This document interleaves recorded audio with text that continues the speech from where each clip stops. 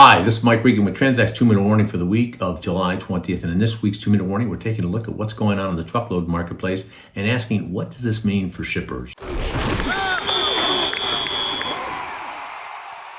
Last week, we were focused on what was going on in the LTL marketplace, and the reason for that is because Transact hosted a very, very important webcast with our friends from CSCMP and Knit League that featured leaders from 3 of the top 10 LTL carriers in the United States. Folks, you don't get those kind of resources coming together, so if you have any LTL whatsoever, go and download a copy and listen to this webcast. It's at transact.com.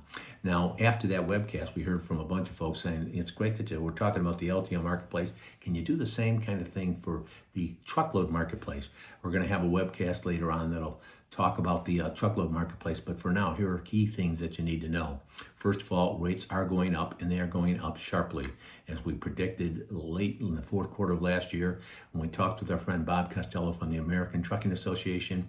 It would happen when you saw a meaningful contraction in supply, and if there was any increase in demand whatsoever, we would see rates go up and go up sharply. Folks, that has happened. With respect to the contraction in supply, a couple of things. We're seeing carriers go out of business. We're seeing a reduction in drivers because of the English Language Proficiency Act and the issue of non-resident aliens getting CDLs. So we are seeing a tightening of supply, which means rates are going to go up. How much could they go up? Well, when I hear one of my buddies, who's the CEO of a very large trucking company, say, Mike, we could get increases of 12 to 15% for the next 2 years, and it would still just put us back to what was where we were at in 2022. Another thing that you need to understand is the cost pressures on truckload carriers continues to be very intense.